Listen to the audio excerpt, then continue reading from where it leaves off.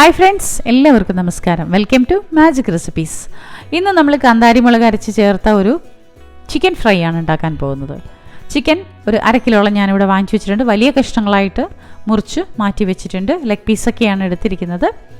നിങ്ങൾ ചിന്തിക്കുന്നുണ്ടാവും, എന്താണ് ഈയിടെയായിട്ട് 2 ദിവസമായി അടുപ്പിച്ച് കാന്താരി മുളകിൻ്റെ വിഭവങ്ങൾ എന്നല്ലേ? ശരിയാണ്. കാന്താരി മുളക് UAE കിട്ടാൻ വലിയ പാടാണ്. കിട്ടുന്ന സമയത്ത് അതിനനുബന്ധിച്ച വിഭവങ്ങൾ നിങ്ങളെ പരിചയപ്പെടുത്താമെന്ന് വിചാരിച്ചു. അതുകൊണ്ടാണ്. അപ്പോൾ അതിനുവേണ്ടി കാന്താരി മുളക് ഒരു പിടിയോളം എടുത്തു. ഇഞ്ചി വെളുത്തുള്ളി എടുത്തിട്ടുണ്ട്. പിന്നെ ചിക്കൻ ഇവിടെ എടുത്ത് കഴുകി വെച്ചിട്ടുണ്ട്. നമുക്ക് ആദ്യം തന്നെ കാന്താരി മുളകും ഇഞ്ചിയും വെളുത്തുള്ളിയും കൂടിയിട്ട് നന്നായിട്ട് പേസ്റ്റ് പോലെ അരച്ചെടുക്കാം.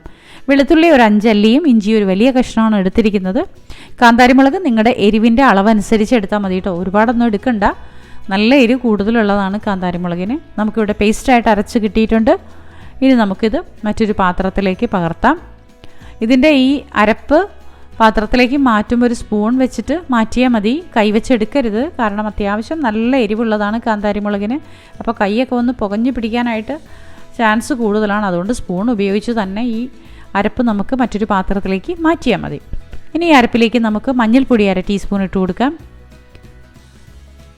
മല്ലിപ്പൊടി 1/2 ടീസ്പൂൺ, ഇറച്ചി മസാലപ്പൊടി 1/2 ടീസ്പൂൺ, ഗരം മസാലപ്പൊടി 1/4 ടീസ്പൂൺ ഈ അളവിൽ ഇട്ട് കൊടുക്കാം. ഉപ്പ് പാകത്തിന് നമുക്ക് ചേർത്ത് കൊടുക്കാം. ഇതെല്ലാം കൂടി ചേർത്ത് നല്ലപോലെ നമുക്ക് മിക്സ് ചെയ്തെടുത്ത ശേഷമാണ് നമ്മൾ ഈ പറയുന്ന ചിക്കനിലേക്ക് ചേർത്ത് അരപ്പെല്ലാം ചേർത്ത് പിടിപ്പിച്ച് കൊടുക്കുന്നത്. കായപ്പൊടി ഇട്ട് കൊടുക്കാം ഒരു 2 പിഞ്ച്. ഇതെല്ലാം കൂടി ചേർത്ത് നമുക്ക് നന്നായിട്ടൊന്ന് മിക്സ് ചെയ്യാം. അതിനുശേഷം നമുക്കൊരു 1/4 ടീസ്പൂൺ അളവിൽ കുരുമുളക് പൊടിയും കൂടി ചേർത്ത് കൊടുക്കാം.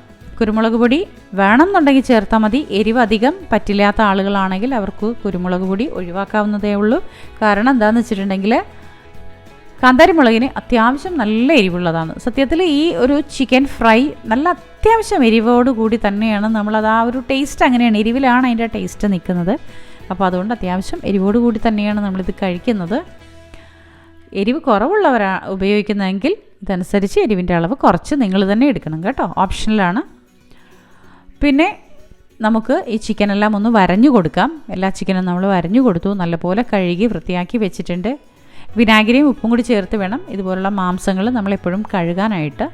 നന്നായിട്ട് കഴുകി നമ്മളൊരു ഊട്ടപാത്രത്തിലൊക്കെ കണ്ടോ, അരിപ്പ പാത്രത്തിലൊക്കെ നന്നായി ഊറ്റി വെച്ചിട്ടുണ്ട്. ഇനി നമ്മുടെ ഈ മിക്സിങ്ങും തയ്യാറാക്കിയിട്ടുണ്ട്. ഇനി നമുക്ക് ചിക്കനിലേക്ക് ഇത് ശരിക്കും തേച്ച് പിടിപ്പിച്ച് വെക്കാം. നല്ല പോലെ തേച്ച് പിടിപ്പിക്കണം കേട്ടോ.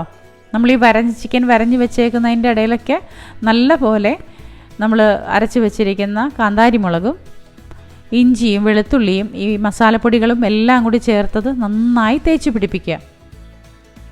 കണ്ടോ, ഇതൊക്കെ നല്ല പോലെ തേച്ച് പിടിപ്പിക്കാം.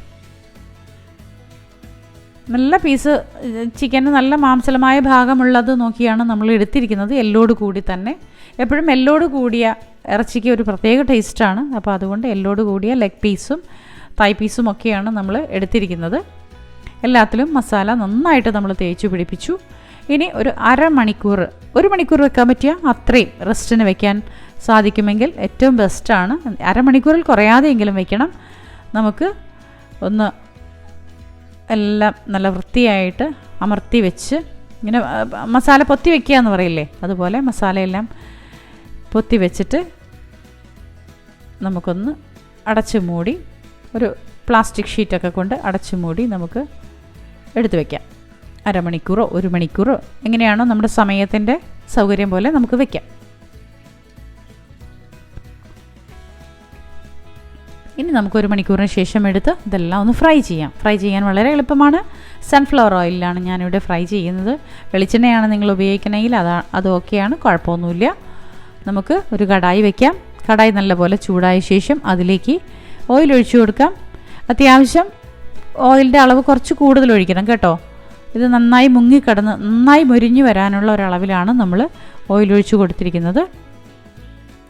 ഇനി നമുക്ക് ഇത് ഒന്നൊന്നായിട്ട് ഓയിലിലേക്ക് പെറുക്കിയിട്ട് കൊടുക്കാം. ഓയിൽ ചൂടായ ശേഷം 1 മണിക്കൂർ കൊണ്ട് മസാലയൊക്കെ നന്നായിട്ട് നമ്മുടെ ചിക്കൻ പീസിൽ പിടിച്ചിട്ടുണ്ട്.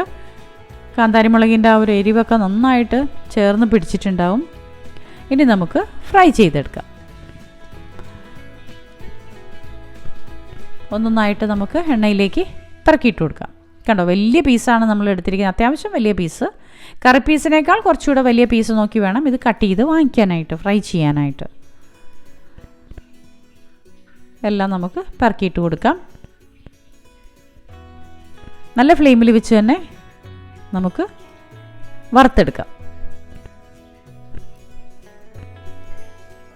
വളരെ ടേസ്റ്റി ആയിട്ടൊരു വിഭവമാണ് കേട്ടോ ഇത്, കാന്താരി മുളക് ചേർത്തിട്ടുള്ള ചിക്കൻ ഫ്രൈ.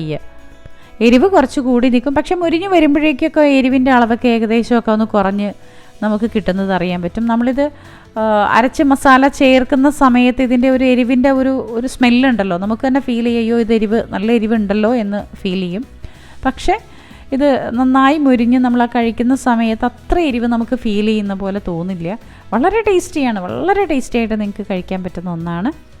ഇനി കുറച്ച് കരിവേപ്പിലയും കൂടി ഇട്ട് കൊടുക്കാം. നമ്മൾ ഈ ഫ്രൈ ചെയ്യുന്ന സംഭവത്തിൻ്റെ കൂടെ എന്താണെങ്കിലും, മീനാണെങ്കിലും ഇറച്ചിയാണെങ്കിലും ഒക്കെ കരിവേപ്പില ഇങ്ങനെ ഇട്ട് കൊടുത്തിട്ടുണ്ടെങ്കിൽ ഒരു പ്രത്യേക സ്വാദും മണമൊക്കെ ആ ഫ്രൈക്ക് നമുക്ക് കിട്ടുന്നത് അറിയാൻ പറ്റും. പതുക്കെ ഒന്ന് മൂടി വെച്ച് കൊടുക്കാം, തീ ഒന്ന് കുറയ്ക്കാം. നന്നായി ഒന്ന് ഫ്രൈ ചെയ്ത് വരുമ്പോഴേക്കും നമുക്ക് തീ ഒന്ന് കുറച്ച് കൊടുക്കാം.